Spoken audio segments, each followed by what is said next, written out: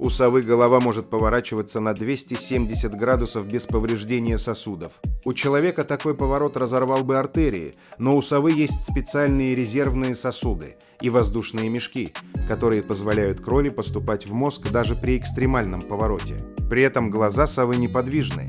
Они имеют форму трубы и жестко закреплены в черепе, поэтому сова вынуждена поворачивать голову, чтобы сменить направление взгляда.